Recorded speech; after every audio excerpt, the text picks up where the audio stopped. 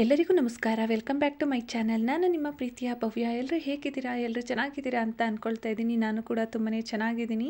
So ಇವತ್ತಿನ ಒಂದು ವಿಡಿಯೋನ ಬೆಳಗ್ಗೆಯಿಂದನೇ ಶುರು ಮಾಡ್ತಾ ಇದ್ದೀನಿ. ಸೊ ಇವತ್ತಿನ ಒಂದು ವಿಡಿಯೋದಲ್ಲಿ ಯಾವುದೇ ರೀತಿಯ ಒಣ ಮಸಾಲ ಹಾಕ್ದೇ ಪ್ಲೈನ್ ಪಲಾವ್ ಮಾಡೋದು ಹೇಗೆ ಅಂತ ನಾನು ನಿಮ್ಗಳ ಹತ್ರ ಶೇರ್ ಮಾಡ್ಕೊತೀನಿ. ತುಂಬಾ ಚೆನ್ನಾಗಿರುತ್ತೆ, ಬಹಳ ಟೇಸ್ಟಿಯಾಗೂ ಕೂಡ ಇರುತ್ತೆ.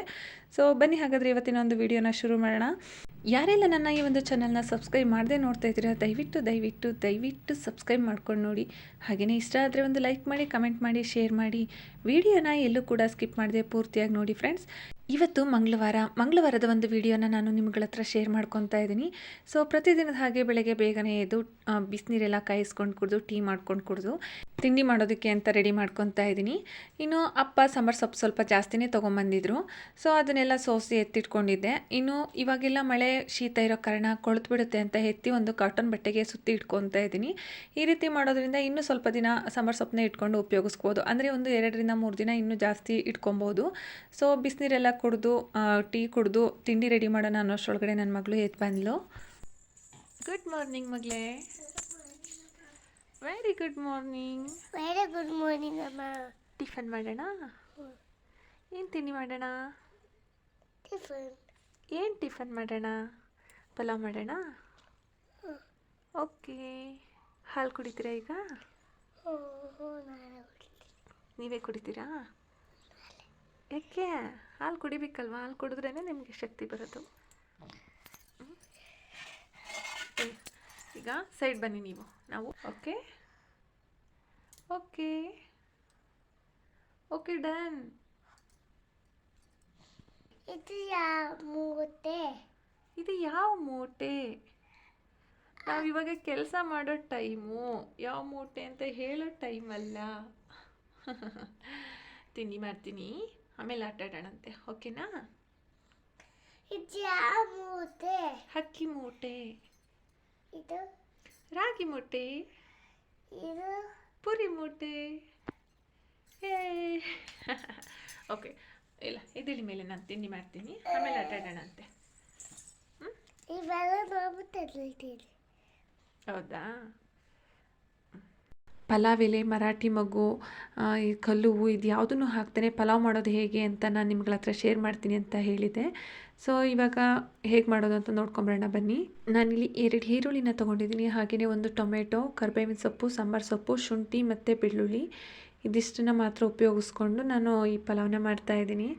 ಮಾಡೋದು ಹೇಗೆ ಅಂತ ನೋಡೋಣ. ಒಂದು ಕುಕ್ಕರ್ನ ತೊಗೊಂಡು ಅದಕ್ಕೆ ಎಣ್ಣೆನ ಹಾಕಿ, ಎಣ್ಣೆ ಬಿಸಿ ಆದಮೇಲೆ ಸಾಸಿವೆ ಹಾಕಿ, ಸಾಸಿವೆ ಚಟಪಟ ಅಂತ ಸಿಡಿದ ಮೇಲೆ ಕರ್ಬೇವಿನ ಸೊಪ್ಪನ್ನ ಹಾಕಿ, ಅದಾದಮೇಲೆ ಈರುಳ್ಳಿನ ಹಾಕ್ಕೊಂಡು ಫ್ರೈ ಮಾಡ್ಕೋಬೇಕಾಗುತ್ತೆ. ಆ ಫ್ರೈ ಆಗೋದ್ರೊಳಗಡೆ ಶುಂಠಿ, ಬೆಳ್ಳುಳ್ಳಿ, ಹಸಿಮೆಣಸಿನ್ಕಾಯಿ, ಸಾಂಬಾರು ಸೊಪ್ಪು ಇದಿಷ್ಟನ್ನು ಹಾಕ್ಕೊಂಡು ನಾನು ಸಣ್ಣದಾಗಿ ಒಂದು ಮಸಾಲನ ರುಬ್ಕೊಂಡಿದ್ದೀನಿ. ಸೊ ನಾನಿಲ್ಲಿ ಮಾಡ್ತಿರೋ ಅಂಥದ್ದು ಒಂದು 3 ಜನಕ್ಕಾಗುವಷ್ಟು ಪಲಾವ್ನ ಮಾಡ್ತಾಯಿದ್ದೀನಿ. ಸೊ ಈರುಳ್ಳಿ ಎಲ್ಲ ಚೆನ್ನಾಗಿ ಫ್ರೈ ಆದಮೇಲೆ ನಾವು ಹೆಚ್ಚಿಟ್ಕೊಂಡಿರೋಂಥ ಟೊಮೆಟೊನ ನಾವು ಹಾಕಬೇಕಾಗುತ್ತೆ. ಈರುಳ್ಳಿ ಸ್ವಲ್ಪ ಚೆನ್ನಾಗಿ ಫ್ರೈ ಆಗಬೇಕಾಗುತ್ತೆ. ಇನ್ನು ಹಸಿ ಇದ್ದಂಗೆ ಹಾಕಿದ್ರೆ ಅಷ್ಟು ಚೆನ್ನಾಗಿ ಆಗೋದಿಲ್ಲ. ಸೊ ಹಾಗಾಗಿ ಈರುಳ್ಳಿ ಚೆನ್ನಾಗಿ ಸ್ವಲ್ಪ ಫ್ರೈ ಆಗೋವರೆಗೂ ಬಿಡಬೇಕಾಗುತ್ತೆ.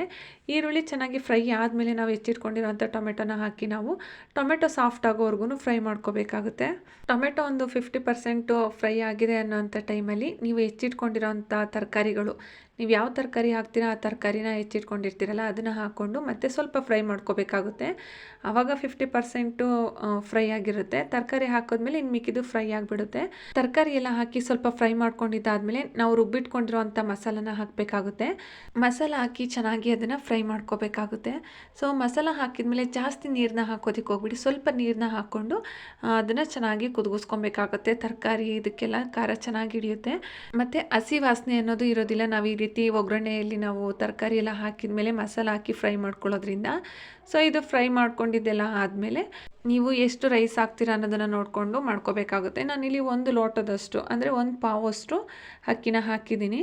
ಸೊ ನಾವು ಅಕ್ಕಿನ ಹಾಕಿ ಸ್ವಲ್ಪ ಚೆನ್ನಾಗಿ ಮಸಾಲದ ಜೊತೆ ಮಿಕ್ಸ್ ಮಾಡ್ಕೊಂಡು ಆದಮೇಲೆ ನಾವು ನೀರನ್ನ ಹಾಕ್ತಾಯಿದ್ದೀನಿ.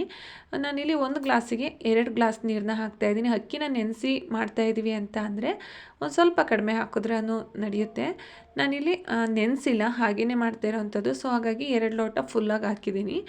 ಸೊ ನೀರೆಲ್ಲ ಹಾಕಿ ರುಚಿಗೆ ತಕ್ಕಷ್ಟು ಉಪ್ಪನ್ನು ಹಾಕಿ ಲಾಸ್ಟಲ್ಲಿ ಸ್ವಲ್ಪ ಕೊತ್ತಂಬರಿ ಸೊಪ್ಪನ್ನು ಹಾಕಿ ಒಂದು ವಿಷಲ್ ಹೊಡೆಸ್ಕೊಂಡ್ರೆ ಸೂಪರಾಗಿರುವಂತಹ ಪಲಾವ್ ರೆಡಿ ಆಗುತ್ತೆ.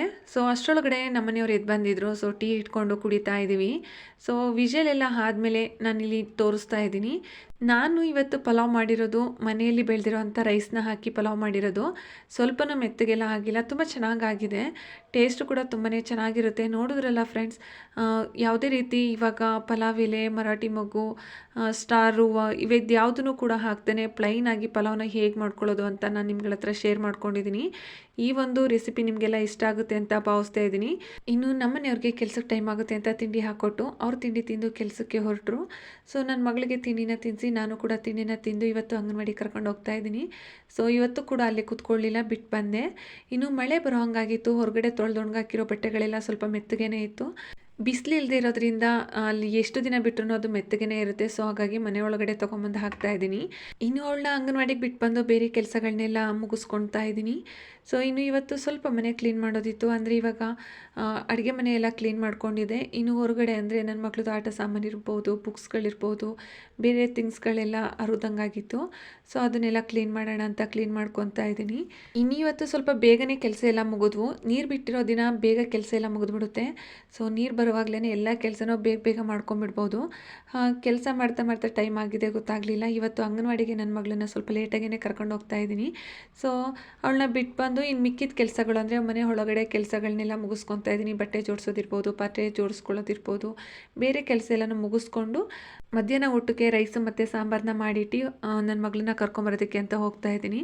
ಸೊ ಇವತ್ತು ಏನಪ್ಪ ಅಂತ ಅಂದರೆ ನನ್ನ ಮಗಳು ಇವತ್ತು ಹಳ್ಳಿಲ್ವಂತೆ ಜಾಸ್ತಿ, ಆರಾಮಾಗಿ ಕೂತ್ಕೊಂಡು ಆಟ ಆಡೋದ್ಲಂತೆ. ಸ್ವಲ್ಪ ಹೊತ್ತು ಬಿಟ್ಟು ಬರುವಾಗ ಹತ್ಲಂತೆ. ಅದಾದಮೇಲೆ ಏನು ಹಳ್ಳಿಲ್ಲ ಅಂತ ಹೇಳಿದ್ರು. ತುಂಬ ಖುಷಿ ಆಯಿತು. ಸ್ವಲ್ಪ ಸ್ವಲ್ಪ ಅಡ್ಜಸ್ಟ್ ಆಗ್ತಿದ್ದಾಳೆ ಅಂತ. ಇಷ್ಟು ದಿನ ಅವಳು ಅಡ್ಜಸ್ಟೇ ಆಗಲ್ವೇನೋ ಅನ್ನೋ ಒಂದು ಮನಸ್ಸಲ್ಲಿ ಕೂತ್ಕೊಂಡ್ಬಿಟ್ಟಿತ್ತು. ಇವತ್ತು ಆ ಥರ ಏನು ಅನ್ನಿಸ್ಲಿಲ್ಲ, ಅಡ್ಜಸ್ಟ್ ಆಗ್ತಾಳೆ ಅಂತ ಅನ್ನಿಸ್ತು. ಸೊ ಬರಬೇಕಾದ್ರೂ ಕೂಡ ಖುಷಿಯಿಂದ ಮಾತಾಡಿಕೊಂಡು ಆಟ ಆಡಿಕೊಂಡು ಬರ್ತಾಯಿದ್ಲು. ನಾನು ಇವಳು ಸದ್ಯಕ್ಕೆ ಅಂಗನವಾಡಿಗೆ ರೂಢಿ ಆಗಲ್ವೇನೋ ಅಂತ ಅಂದ್ಕೊಂಡಿದ್ದೆ. ಪರವಾಗಿಲ್ಲ, ಇವತ್ತು ಇಷ್ಟು ರೂಢಿ ಆಗಿದ್ದಾಳೆ ಅಂತ ಅಂದರೆ ಇನ್ನು ರೂಢಿ ಆಗ್ತಾ ಹೋಗ್ತಾಳೆ ಅನ್ನೋ ಒಂದು ಭರವಸೆ ಬಂತು. ಸೊ ಇನ್ನು ಇವಾಗ ಇವಳನ್ನ ಮನೆಗೆ ಕರ್ಕೊಂಡು ಹೋಗ್ತಾ ಇದ್ದೀನಿ.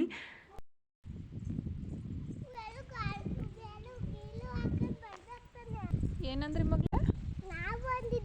ಹಾಂ, ಏನೋ ಹೇಳಿದ್ರಲ್ಲ ಹಾಕೊಂಬರ್ಬೇಕಿತ್ತು ಅಂತ. ಹಾಂ, ಹೌದಾ? ಅವಳನ್ನ ಕರ್ಕೊಂಬಂದು ಊಟ ಮಾಡಿ ಮಲಗಿಸ್ಬೇಕು. ಫ್ರೆಂಡ್ಸ್, ಇದಿಷ್ಟು ಇವತ್ತಿನ ವಿಡಿಯೋ ಆಗಿತ್ತು. ಈ ಒಂದು ವಿಡಿಯೋ ನಿಮಗೆಲ್ಲ ಇಷ್ಟ ಆಗುತ್ತೆ ಅಂತ ಭಾವಿಸ್ತಾ ಇದ್ದೀನಿ. ಇಷ್ಟ ಆದರೆ ಒಂದು ಲೈಕ್ ಮಾಡಿ, ಕಮೆಂಟ್ ಮಾಡಿ, ಶೇರ್ ಮಾಡಿ. ಧನ್ಯವಾದಗಳು.